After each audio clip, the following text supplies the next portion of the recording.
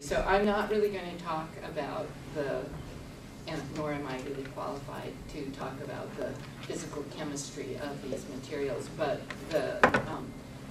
rather we're looking at the emergent sets of issues around these materials and around this whole project of construction of nanotechnology as a something in the world that didn't really exist as an entity, a structured social entity prior to about 2000, which is when the National Nanotechnology Initiative under Clinton decided that this was going to be one of the next new science and technology developments that was going to keep the U.S. competitive in the global economy. So there's a lot at stake for a lot of people in this investment, about $14 billion invested in public U.S. dollars so far in the National Nanotechnology Initiative.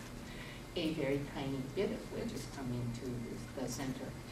So this is just to show you that so far most of this development is still very upstream at the laboratory level, but there is an increasing growth of products on the market, and but as you'll see, most of the public, including most of all our colleagues on campus, have no idea what this is or what this is about. And that is part of the charge of this research, is that we've been brought in as social researchers in this upstream moment when public awareness is very low, and yet and the motivations for introducing social researchers into that upstream context is complex and convoluted. So there are two national centers that I'm involved in.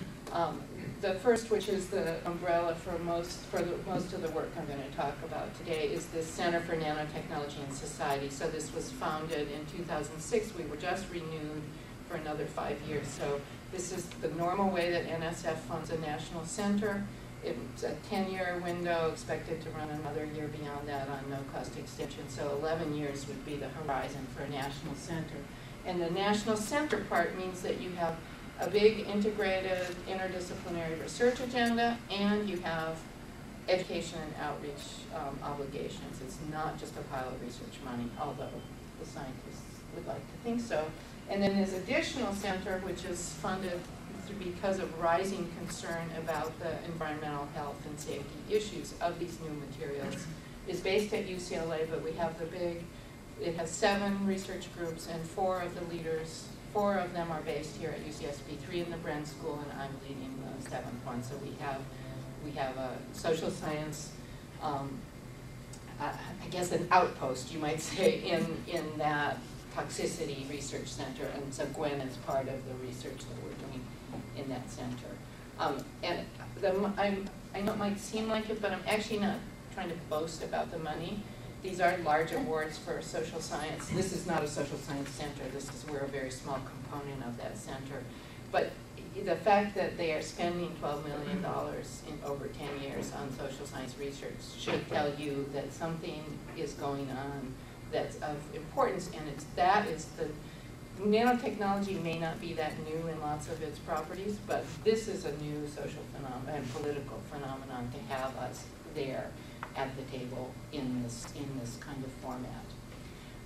So I'm not going to belabor this, except to say we have multiple research efforts that are primarily focused on the innovation system, studying the science and technology development, the tech transfer, the IP and the global economy that it's part of, and a historical, so we have a history science group that Patrick McRae in history leads, and then I'm leading IRG3, which is focused on societal knowledge and perceptions, and a whole lot of other stuff is in here. So this, the public perception research that I'm going to be presenting is really a part of this mandate. So the NNI was founded in 2000, and the authorization bill for it in Congress was passed in 2003. And if you know anything about Congress, which I have had to learn a lot about, authorization bills are good for 5 years, and then they have to be reauthorized. The reauthorization has been pending for 2 years, not because they're anti-nano, but because of the politics in Washington. But so this the National Nanotechnology Research and Development Act, which created a line item for this funding, which is not the way most of this kind of research happens, created an explicit mandate that there be research on, that there be work on public participation, and the aim of it was, quote, to increase public awareness, but if you read between the lines, and you don't have to read very far to get the message that what they really were concerned about is that we do this work to avoid public misunderstanding and gain public acceptance, which means that we are supposed to engineer. I mean, they can't say this, but the underlying agenda is that they would really like us to, through social research, engineer public opinion, which is not something we would ever say we want to or could do.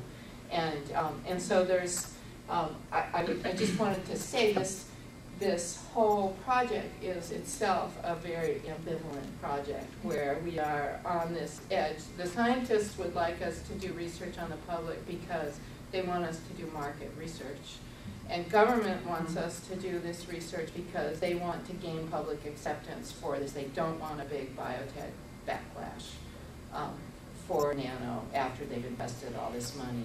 And our aims are not either of those, as you might well imagine. And therefore, we are in this highly conflicted state.